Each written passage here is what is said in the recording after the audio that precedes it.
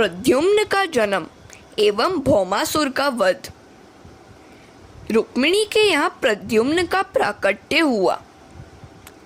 उसने शंबरासुर का वध किया और रति के साथ द्वारिका आया।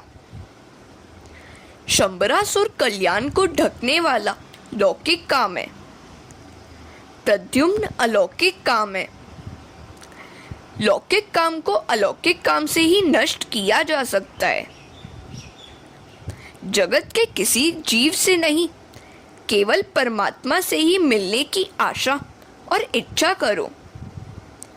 नारायण धाम में जाने की इच्छा करो। प्रभु से मिलन होने पर जीव को अलौकिक आनंद मिलता है।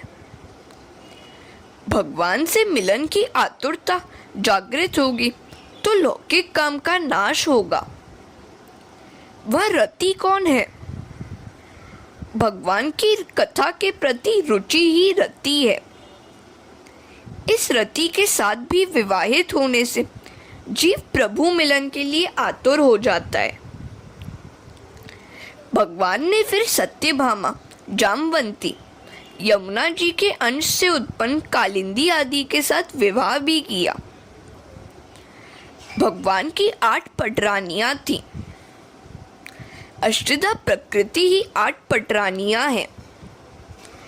ईश्वर इन सभी प्रकृतियों के स्वामी हैं। ये प्रकृतियां परमात्मा की सेवा करती हैं। गीता में प्रकृतियों का वर्णन इस प्रकार है। भूमि रापो नलो वायु खम मनो बुद्धि रेव च अहंकारे इतियम में भिन्न प्रकृति रष्टधा। जीव प्रकृति के अधीन है, ईश्वर प्रकृति के अधीन नहीं है। जीव अष्टधा प्रकृतियों के वश में आ जाता है, जबकि ईश्वर अष्टधा प्रकृतियों को अपने वश में करते हैं। प्रकृति अर्थात स्वभाव।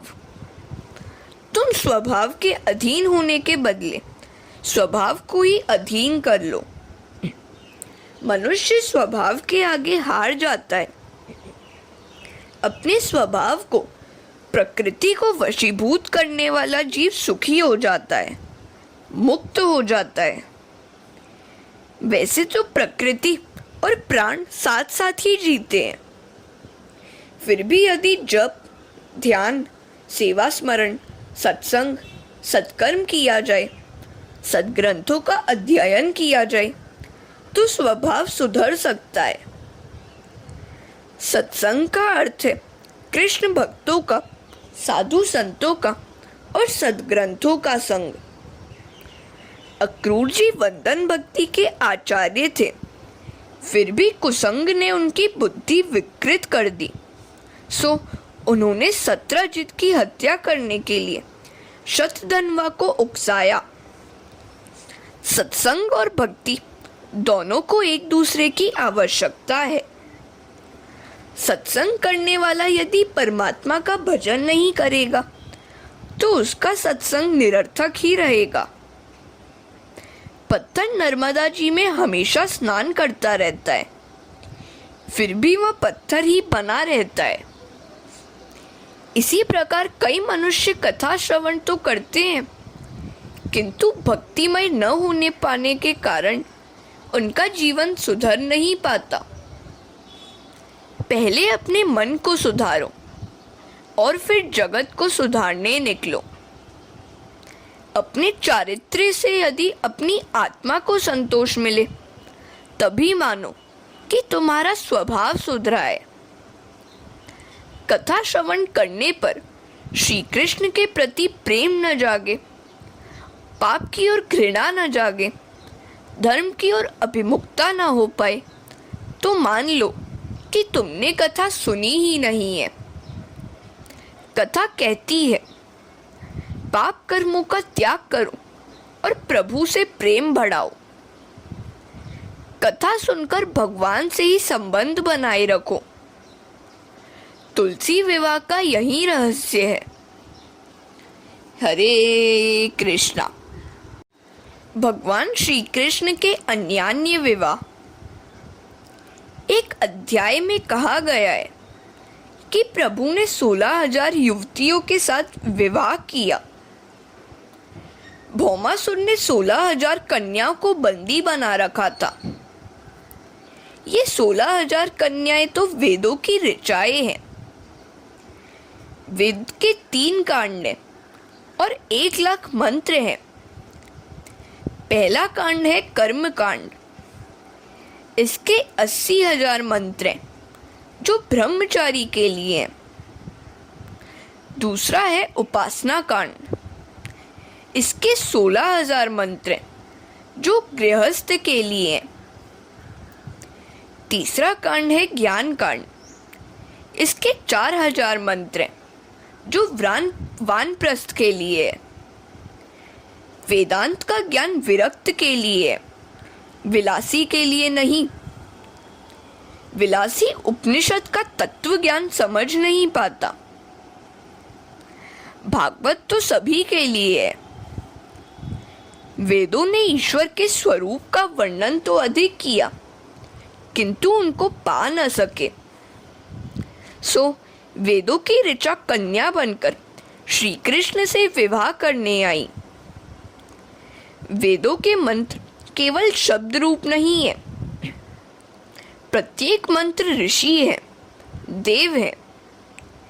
वेद मंत्र के देव ऋषि तपश्चर्या करके थक हार गए, फिर भी ब्रह्म संबंध नहीं हो पाया।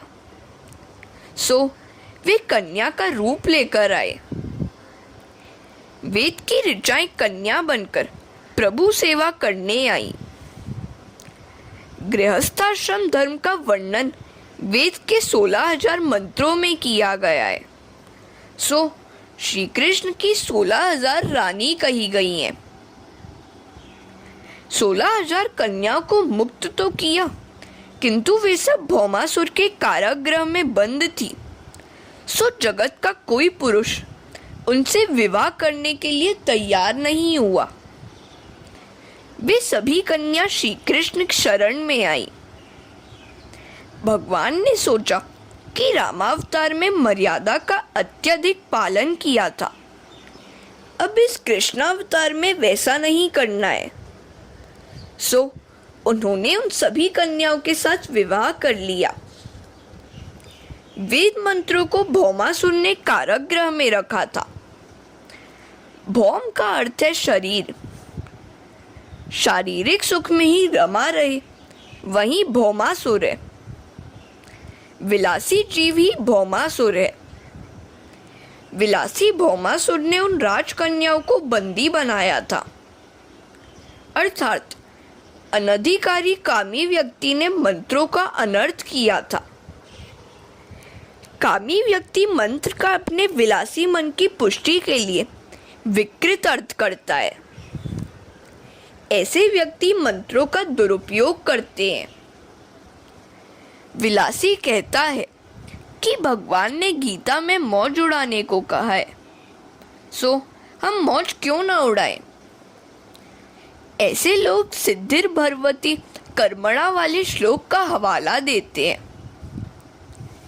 इस श्लोक का सही अर्थ यह है कि कर्मों से सिद्धि की प्राप्ति होती है, जबकि विलासी लोग और ही अर्थ करते हैं। वास्तव में तो यह श्लोक अनासक्ति का उपदेश देता है। सर्वस्य चाहम का कुछ लोग अर्थ करते हैं कि मैं चाय के रूप में हूँ। चाय मिले तो स्मृति, अन्यथा अपोहन अर्थात विस्मृति। गीता के श्लोकों का ऐसा विकृत अर्थ करने वाले भी हैं। हरे कृष्णा। वेद का तात्पर्य भोग में नहीं, त्याग में है। वेद को भोग नहीं, त्याग ही इष्ट है। वेदों का तात्पर्य भोग परक नहीं, निवृत्ति परक है। प्रवृत्तियों को एक साथ और हमेशा के लिए छोड़ा तो नहीं जा सकता, किंतु जो कुछ भी करो धर्म की मर्यादा में रहकर करो। धर्म की मर्यादा में रहकर ही अर्थोपार्जन और कामोपभोग करो। वेदों का कहना है कि भोगों को धीरे धीरे कम करते जाओ, संयम को बढ़ाते चलो। वेदों ने प्रवृत्ति और निवृत्ति दोनों की चर्चा की है, किंतु उसका निर्देश निवृत्ति का ही है। भोगोपभोग की आदत जीव के अनेक जन्मों के संस्कारों के कारण है। ऐसे संस्कार जल्दी छूट नहीं पाते, इसीलिए वेदों ने धीरे धीरे निवृत्ति बढ़ाने का आदेश दिया है। वैसे तो वेदों में सुरापान की भी चर्चा है, किंतु इसका अर्थ यह नहीं है कि वेद सुरापान का आदेश देते हैं। यह मनुष्य ही है जो मनगढ़ंत अर्थ उपजा लेता है। गीता में प्रधानतः अनासक्ति का ही उपदेश है, फिर भी लोग अपना अपना अर्थ बताते रहते हैं। कोई गीता को कर्म प्रधान बताता है, कोई भक्ति प्रधान बताता है, तो कोई ज्ञान प्रधान। वैसे तो गीता में तीनों का प्राधान्य है। शंकराचार्य ने कहा है कि चित्त शुद्धि के लिए कर्म आवश्यक है, चित्त की एकाग्रता के लिए उपासना आवश्यक है। भक्ति पूर्वक कर्म से चित्त एकाग्र होता है। भक्ति उपासना मन को एकाग्र करती है। ईश्वर में मन एकाग्र होगा तो ज्ञान अवश्य मिलेगा। ज्ञान परमात्मा का अनुभव कराता है। गीता में कर्म, भक्ति और ज्ञान तीनों का समन्वय है। गीता के प्रथम 6 अध्याय भक्ति योग के हैं तथा 13वें से 18वें अध्याय तक ज्ञान योग है। भक्ति, कर्म और वैराग्य में से कौन प्रधान है और कौन गौड़? सभी तो प्रधान हैं। जीवन में तीनों की समान आवश्यकता है। गीता केवल कर्म परक नहीं है। विलासी तो वेद और गीता सभी में से विलासी कर्म परक अर्थ निकालेगा। भगवान के विवाहों के वर्णन के बाद भगवान की आसक्ति भी बताई गई है। स्नेह सभी से करो, किंतु किसी में भी आसक्त न बनो, वासना के अधीन न हो जाओ। एक बार ग्रीष्म ऋतु में रुक्मिणी श्री कृष्ण की सेवा कर रही थी। वह सोच रही थी कि वह सबसे अधिक सुंदर है, अतः श्री कृष्ण उसी में आसक्त है, उसी के अधीन है। सेवा के समय मन सेव्य अर्थात श्री कृष्ण में ही लगा रहना चाहिए। रुक्मिणी सेवा तो कृष्ण की कर रही थी, किंतु उसका मन अपने सौंदर्य के विचार में फैला हुआ था। अपने सौंदर्य के लिए उसके मन में अभिमान आया तो सेवा में क्षति हो गई। भगवान जान गए कि रुक्मिणी के मन में अपने सौंदर्य और श्रृंगार के लिए आसक्ति और अभिमान है, तो उन्होंने उसके अभिमान को नष्ट करना चाहा। वे रुक्मिणी से कहने लगे, देवी, तुम जैसी सौंदर्यवती की योग्य प्रशंसा और कद्र तो सम्राट ही कर सकता है, मुझ जैसा गोपाल नहीं। किन्हीं साधु संतों ने मेरे विषय में तुझे चकमा दिया है। तू राजकन्या है और मैं गोपाल, तू गोरी है और मैं श्याम हूँ। हरे कृष्णा। श्री कृष्ण रुक्मिणी से कहने लगे, हमारा युगल बेमेल है। राजाओं को छोड़कर तुमने मुझसे क्यों विवाह किया? मैं तुझे कौन सा सुख दूंगा? मैं तो निरपेक्ष और उदासीन हूँ। मुझे नारी के सौंदर्य या सुवर्ण की द्वारिका से कोई लगाव नहीं है। मुझे तो एकांत ही बड़ा प्रिय है। अब भी कुछ बिगड़ा नहीं है। मुझे छोड़कर किसी सम्राट से विवाह करके सुख प्राप्त कर ले। रुक्मिणी ने भगवान के ये वचन सुने तो वह घबरा गई। मेरा त्याग न करो मेरे नाथ। उसे मूर्छा आ गई। श्री कृष्ण ने उसे पलंग पर सुलाते हुए कहा, देवी, मैं तो मजाक कर रहा था। तू तो मुझे प्राणों से भी प्यारी है। रुक्मिणी जान गई कि उसके अभिमान को नष्ट करने के हेतु ही प्रभु ने वह सब कुछ कहा था। मैं मानती थी कि वे मुझ में आसक्त होंगे, किंतु ये तो उदासीन है। भगवान, यह सच है कि हमारा युगल बेमेल है। कहाँ आप हैं और कहाँ मैं। ज्ञानी जन आपका भजन करते हैं और मूर्ख मेरा। ज्ञानी जन आपको ढूंढते हैं और मूर्ख मुझे। मेरे स्वामी, आज से मैं घर में महारानी नहीं, दासी बनकर रहूंगी। आपकी यहाँ बड़ी कृपा है कि मुझे आपने अपनी दासी बनाया है। संसार के जीव तो काल के अधीन है, उनके साथ क्यों विवाह किया जाए। मैं तो आपके चरणों की सेवा करने का अवसर पाकर धन्य हो गई हूँ। मैंने लौकिक और भौतिक इच्छा से विवाह नहीं किया है। आज से मैं आपकी महारानी नहीं, दासी हूँ। रुक्मिणी में नम्रता आई। जब वह मानिनी थी तब भगवान ने कहा था, मैं तेरे योग्य नहीं हूँ। अब अभिमान निर्मूल हो गया तो रुक्मिणी भगवान से कहने लगी, मैं आपके योग्य नहीं हूँ। मैं रानी नहीं, दासी हूँ। जब वह नम्र हो गई तो प्रभु उसका सम्मान करने लगे। जीव जब हर प्रकार से नम्र बनकर भगवान की शरण में जाता है तब भगवान उसे आदर से अपना लेते हैं। इस अध्याय का भाव दिव्य है। स्त्री नहीं, स्त्री की आसक्ति बाधक है। पति पत्नी को एक साथ रहकर परस्पर प्रेम तो करना ही चाहिए, किंतु आसक्ति नहीं होनी चाहिए।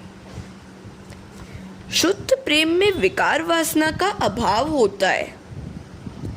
सेवा करते समय आँख और मन को सेव्य ही में पिरोए रखो। जो आत्मा के सिवाय अन्य किसी वस्तु में आनंद ढूंढता है वह सुखी नहीं हो सकता। भगवान ने जिस अनासक्ति का गीता में उपदेश दिया है उसे उन्होंने अपने जीवन में भी पूर्णतः चरितार्थ किया था। श्री कृष्ण भोगी होने पर भी त्यागी हैं। अनासक्ति पूर्वक किया गया उपभोग बाधक नहीं है। भगवान को किसी में भी आसक्ति नहीं थी।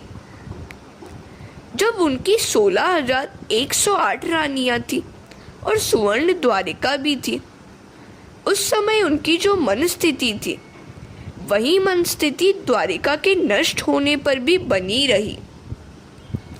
उस समय भी वे उद्धव से कहते हैं, उद्धव, यह जगत असत्य है। सत्य तो केवल भ्रम ही है।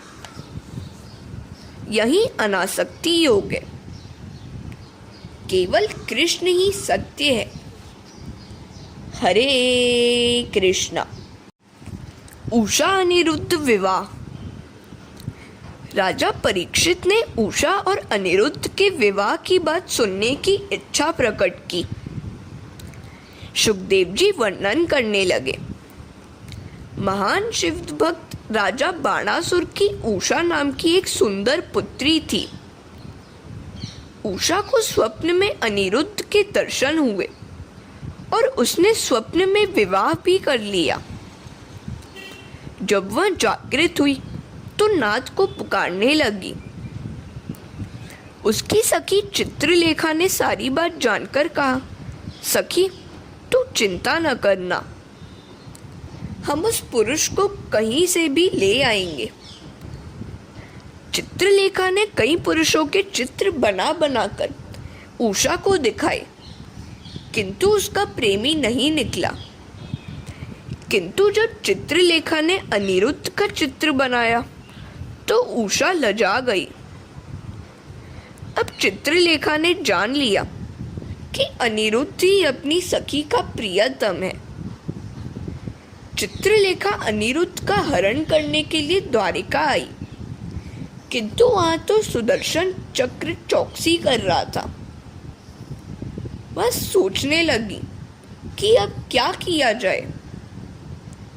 इतने में नारद जी आ पहुंचे तो चित्रलेखा ने उनसे कहा, महाराज, आप तो साधु हैं, दूसरों की साधना पूर्ण करें वही साधु है। मैं चोरी करने जा रही हूं, आप भी मेरे साथ चलिए। नारद जी के पूछने पर चित्रलेखा ने बताया कि वह अनिरुद्ध की चोरी करने जा रही है। चोरी करो, किंतु चोरी अनिरुद्ध की करो। अनिरुद्ध मन के स्वामी है। चित्रलेखा है चित्र विचित्र संकल्प करने वाली बुद्धि। अनिरुद्ध मन का स्वरूप है। बुद्धि रूपी चित्रलेखा मन रूपी अनिरुद्ध को हरने जा रही है, किंतु उसे सफलता तभी मिलती है जब नारद अर्थात ब्रह्मचर्य से सहायता मिले। बुद्धि मन से परे है। यदि ब्रह्मचर्य का साथ हो तो वह मन को नियंत्रित कर सकती है। यदि ब्रह्मचर्य संयम का पालन करोगे तो मन वश में हो पाएगा। नारद जी ने सुदर्शन से बातें करनी चाहिए तो उसने कहा कि उसे समय नहीं है, सारे नगर की चौकसी जो करनी है। नारद जी ने कहा, यह तो ठीक है, किंतु तुझे सत्संग भी करना चाहिए। तू किसकी रक्षा करेगा? रक्षक तो है श्री कृष्ण। तू अज्ञानी है, सत्संग से ही तेरा अज्ञान मिट सकता है। इस प्रकार नारद जी ने सुदर्शन को बातों में उलझाया तो उधर चित्रलेखा ने अवसर पाकर अनिरुद्ध के आवास में प्रवेश किया। अपनी योग विद्या के बल से वह अनिरुद्ध को पलंग सहित उड़ा ले चली, किंतु उसकी एक पुष्पमाला नीचे गिरी जो सीधे सुदर्शन पर ही जा पड़ी। सुदर्शन ने ऊपर देखा तो विमान जा रहा था। उसने नारद जी से पूछा, अरे यह क्या, कुछ चोरी तो नहीं हो गया? नारद जी ने कहा, तुझे ऐसे निरर्थक विचार ही आते रहते हैं। मुझे कथा करने में कोई आपत्ति नहीं है, किंतु अपने स्वामी की आज्ञा के बिना सत्संग करना ठीक नहीं है। हो सकता है कुछ चोरी भी हुई हो, तू जाकर देख। हाँ, मेरा नाम मत लेना। और इस प्रकार नारद जी नारायण नारायण कहते हुए वहां से चल पड़े। हरे कृष्णा। जब चित्रलेखा अनिरुद्ध को पलंग सहित उठा लाई तो प्रातःकाल में जब अनिरुद्ध की आंखें खुली तो उसने अपरिचित आवाज देखा। इधर द्वारिका में भी गड़बड़ मच गई। श्री कृष्ण ने सुदर्शन को बुलाकर आड़े हाथों लिया। उसने कहा, मैं नारद जी के साथ सत्संग कर रहा था, उसी समय अनिरुद्ध को कोई उड़ा ले गया होगा। भगवान ने कहा, तेरा काम चौकसी करने का था या सत्संग करने का? जब तक नारद जी रूपी ब्रह्मचर्य का साथ न हो, बुद्धि रूपी चित्रलेखा अनिरुद्ध रूपी मन का हरण नहीं कर सकती। चित्रलेखा अनिरुद्ध को उषा के आवास में ले आई। बाणासुर ने सारी बात जानी तो उसने अनिरुद्ध को कारागृह में बंद कर दिया। कृष्ण ने सारी बात जानी तो वे सेना लेकर शोणितपुर आ पहुंचे। बाणासुर शिवजी का सेवक था, सो श्री कृष्ण ने उसका वध तो नहीं किया, किंतु उसे सहस्त्रबाहु के स्थान पर चतुर्भुज बना दिया। उषा अनिरुद्ध का विवाह हो गया। सकाम कर्म पापों को नष्ट नहीं करता, केवल प्रभु के हेतु किया गया सत्कर्म ही पापों का नाश कर सकता है। नृग राजा ने सत्कर्म तो किए थे, किंतु सकाम किए थे, सो उनके पापों का नाश नहीं हो पाया। ब्राह्मण को दान की गई गाय को उसने फिर दान किया, सो उसे गिरगिट का अवतार लेना पड़ा। प्रभु ने उसका उद्धार किया। दान की गई वस्तु वापस नहीं ली जा सकती। देवधन का उपयोग विलास के हेतु नहीं किया जाए। आनंद रामायण में एक प्रसंग है। रामचंद्र ने सुना कि एक कुत्ता रो रहा है, तो उन्होंने लक्ष्मण को कारण जानने की आज्ञा दी। लक्ष्मण ने कुत्ते को बुलाकर रोने का कारण पूछा। उसने कहा कि उसे एक सन्यासी ने पत्थर मारा। उस सन्यासी को बुलाकर कुत्ते को मारने का कारण पूछा गया। सन्यासी ने कहा, मैं भिक्षा लेकर जा रहा था, सो इस कुत्ते ने मेरा पीछा किया। मैंने सोचा कि यह मुझे छू लेगा तो मैं दूषित हो जाऊंगा, सो मैंने उसे दूर भगाने के लिए पत्थर मारा। रामचंद्र जी ने कहा, तुमने संन्यास लेने में कुछ शीघ्रता कर दी है। कुत्ता तो पशु है, तुम मन से सन्यासी नहीं हो पाए हो। यह कुत्ता जो भी दंड देगा वह भुगतना पड़ेगा। कुत्ते से दंड देने को कहा गया तो उसने कहा, प्रभु, इस सन्यासी को लाखों की आय वाले मंदिर का महंत बना दिया जाए। सभी सोचने लगे कि कुत्ता दंड दे रहा है या पुरस्कार। कुत्ते ने स्पष्टता की, गत जन्म में मैं एक बड़े मंदिर का महंत था। मैंने देवधन का उपयोग विलास के लिए किया, सो मुझे इस अवतार में कुत्ता बना पड़ा और पत्थर की मार भी खानी पड़ी। देवधन मनीषी ब्राह्मणों का धन, संतों का धन हड़पने का प्रयत्न कभी न करना। सच्चा ब्राह्मण प्रभु को प्रिय होता है, उसका कभी अपमान मत करना। आज तो यदुवंशी ही संतों का अपमान करता है। बलराम ने वन में द्विविध वानर पौंड्रक तथा काशीराज का वध किया। सुखदेव जी ने दुर्योधन की कन्या लक्ष्मणा का शाम से विवाह का प्रसंग भी कह सुनाया। नारद जी के परिहास का प्रसंग भी सुनाया गया। हरे कृष्णा।